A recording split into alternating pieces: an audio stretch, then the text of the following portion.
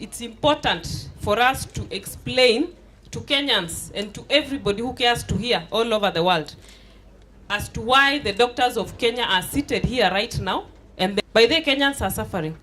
Every hospital, to avoid liability, if there is no doctor, they will discharge you to go back home. You will take that patient of yours with stage 4 cancer of the cervix, that patient of yours with anemia, that patient of yours with IO, you will take that patient back home because the administrators do not want to be responsible for a patient dying in the facility when there is no doctor. Within a period of 45 days, 45 days from the 6th of October 2016, none of that is done. Number 3, in the event of failure of number 1 and 2, that CBA is automatically registered on the 6th of January 2017. Sindio? Sindio? That is the decision of the court. That is the judgment of the court. Number 1 and 2 fail. Even a strike notice is issued 21 days, no one talks to us. The union is called on Sunday evening.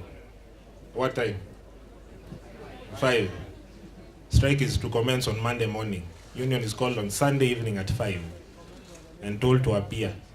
They cannot appear. So strike commences. Orders were issued. Orders were never served. Orders come after the strike has commenced. Court orders say suspend the strike notice. The strike has already commenced. You cannot suspend a strike notice when the strike has commenced. Those are the legal questions. Not being discussed. No one is talking about them. Nowhere in our meetings we have mentioned 300%. And we want to make it very clear, even to the Kenyans. What the KMBDU, and indeed the doctors in Kenya are saying, is that we want to ensure improvement of our public health care in this country. And there are forces behind the collapse or the intended collapse of public health care in this country. The investors in private health care want to make sure that they collapse the public health care so that they can make more money in their private investments. Toboa.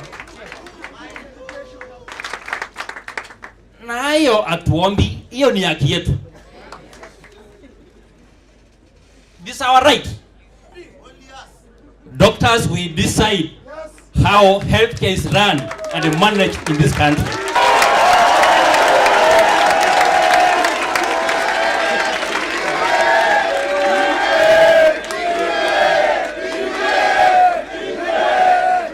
And we call upon even our colleagues in the private sector.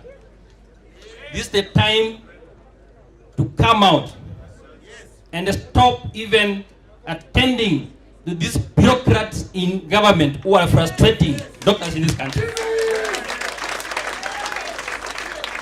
We are calling the medical schools with immediate effect to stop opening any medical school, because we cannot continue training doctors who are coming out to be abused and be called sewage.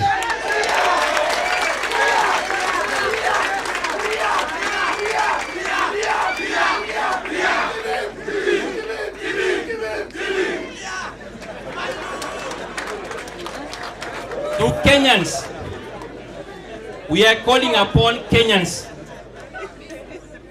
This is your time to rise up and demand for your constitutional right of accessing the highest attainable health care from your government.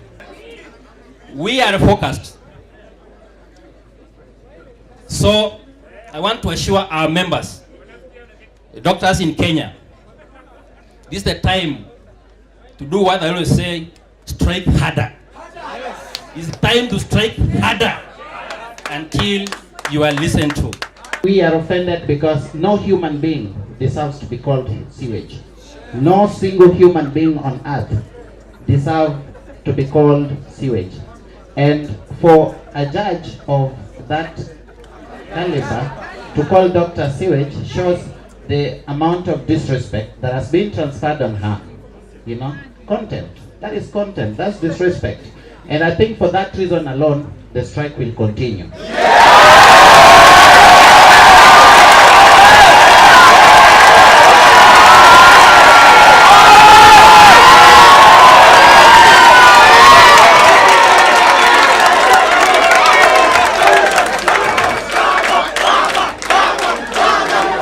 You will wake up on the 26th. If the government does not implement the CBA, your hospitals will still be closed.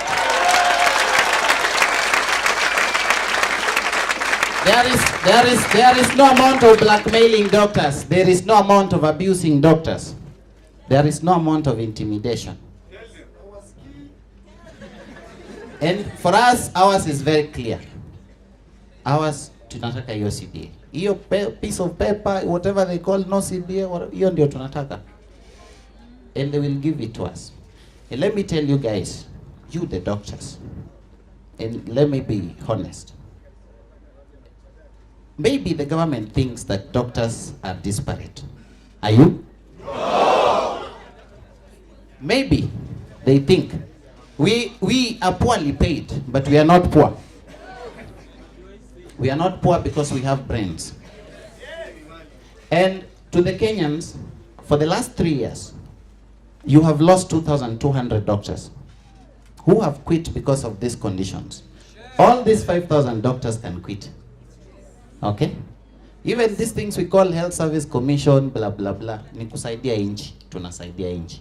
We can make our own Health Service Commission. Yes.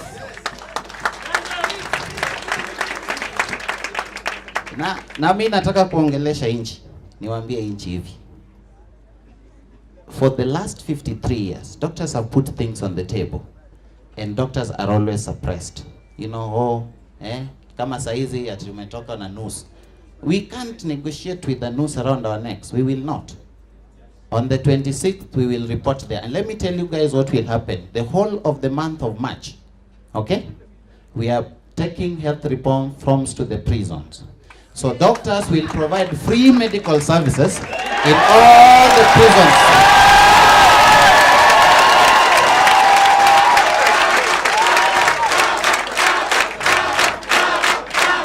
So in the month of March, we will give the best of medical services in all the prisons in this country.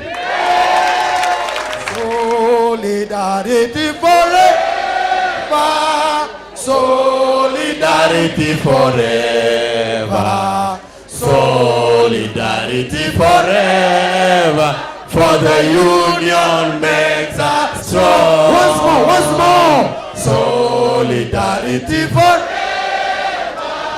Solidarity forever. Solidarity forever. For the union makes us strong. Goja.